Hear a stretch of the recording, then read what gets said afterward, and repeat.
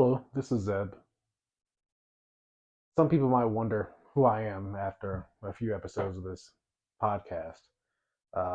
Hasn't been a lot of people listening yet, but maybe we'll get there. But my name is Zeb. I live in Denver, Colorado. Last year, I was part of a documentary that came out called the Alphabet Boys Podcast, Season 1 Trojan Horse. It goes over how the FBI created a lot of the violence that happened during the summer of 2020 here in Denver, Colorado, and throughout the state. Um, Many people think of them as the BLM protests. During these protests, the FBI used a dangerous informant named Michael Windecker to create a bunch of violence as well that involved but wasn't limited to attacks on police stations, police training academies, and other places as well. If there was fire, the feds were there. They basically destroyed the movement here in Denver. And it's safe to say Denver's a small city compared to others. It's likely they did this on a nationwide basis. Nothing has happened, but here we are. There have been no changes in law. There have been other people to speak out, but nothing has changed. But I'll go over my opinions of that down the line. But during these protests, the informant, Michael Windecker, tried to get myself and another black man to kill the Attorney General of Colorado. We refused to do this. It would have been dumb. Partaking in such action would have solved nothing. If anything, it would have made everything worse. But during this time, the informant had threatened me a few times on the Signal messaging app, which the prosecutor said they didn't have the information on. And I bought him a gun after all of these threats and the fear of what he could do to friends or family, not more so myself. Bought him the gun with the FBI's money, your tax dollars. Nothing really came of it for about a year, almost a year. But when I started getting vocal about my discontent and opinions of the Gretchen Whitmer hoax, I'll get on that down the line as well. I was picked up by the FBI. And I was charged with a gun charge that Hunter Biden just was pardoned for within the past few hours.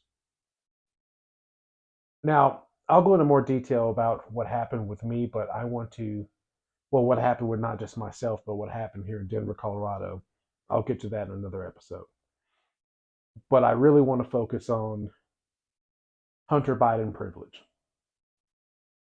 Hunter Biden has the same gun charge as me.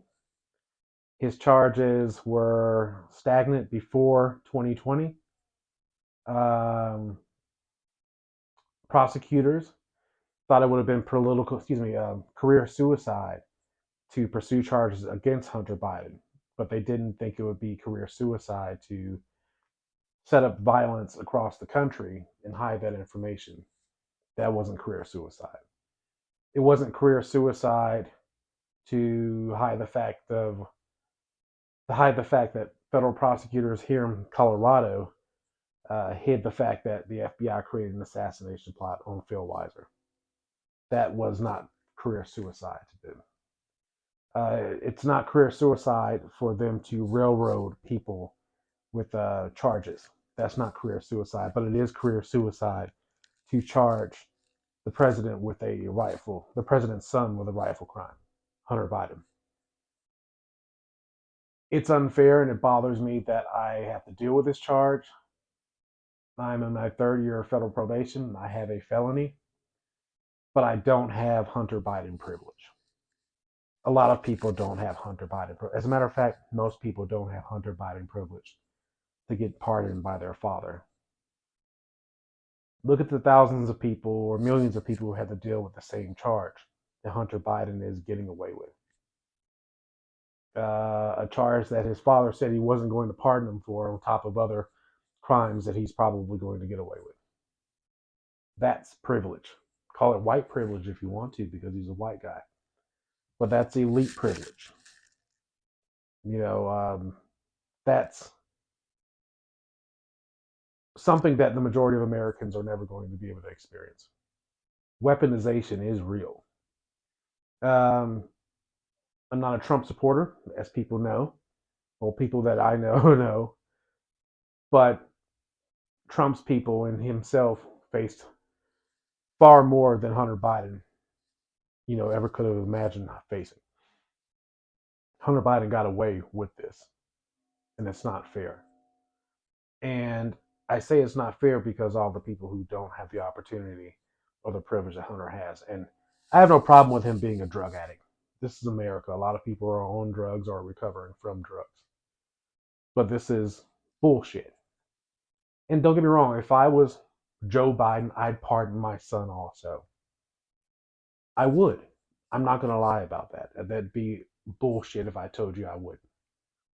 But the fact that federal prosecutors didn't want to pursue charges because they thought it would be career suicide shows that there is privilege within the criminal justice system. They don't hesitate to charge or railroad the average person, but someone of the stature of Hunter Biden will get away with crimes. It's shameful. I know someone's going to sit back and say, but Trump, but I'm not talking about Trump right now. No, I'm not. This is a charge that every American, the charge that Hunter Biden has been gifted a get out of jail free card via his dad. How many people are charged with that on a yearly basis? How many people are charged on a monthly basis? That form is actually complicated to fill out in many cases as well. It's not easy. And so I see, when I've read in articles where people have a hard time filling it out and they might be wrong about things. But they don't get the benefit of doubt. Excuse me, they don't get the benefit of privilege that Hunter Biden gets. And that's wrong. It really is. I feel disrespected personally because I wouldn't have bought the gun if I wasn't afraid or threatened. As a matter of fact, the day of my sentencing, the judge asked me, did I buy the gun because I was afraid? And I said yes. And there was proof. He had enough proof to know why I was afraid. Prosecutors did as well, or they either threw away that information or they didn't think it would be career suicide to throw my life away and separate me from my family like they've done thousands of people, if not millions and millions of people. Weaponization is real. And right now, Hunter Biden is the face of privilege. Hunter Biden is the face of, hey, my dad will get me out of it. Hunter Biden is the face of, hey, I'm too important to deal with a charge like that. Hunter Biden is that face. And yes, there are many other faces of that, but he is the primary face right now. His father pardoned him after his father said he wasn't going to.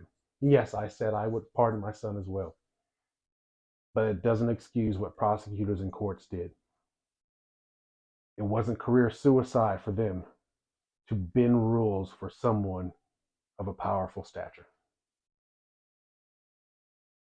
So why follow the rules here? If the courts are corrupt, and that's the one thing that's supposed to separate us from the rest of the world, if the courts are corrupt, the entire thing is fucked. Because none of us will get Hunter Biden privilege.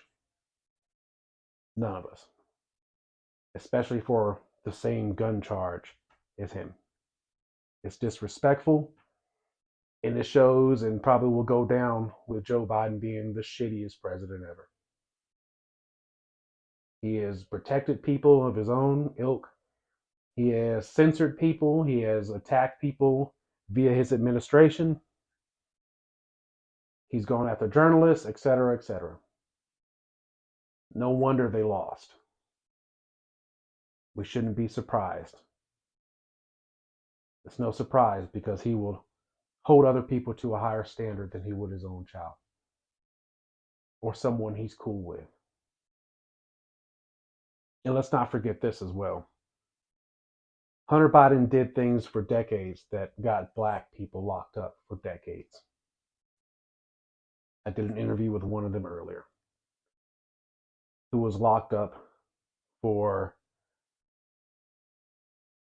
things that people in power get away with every other day. And excuse me, it wasn't an interview. It was hopefully an interview. It's shameful. Hunter Biden was able to smoke crack for years. But since he didn't have to grow up in a racial jungle and he was Hunter Biden, he was Joe Biden's son, he didn't have to deal with the ramifications of other people that other people have to deal with. That's privilege. Much love.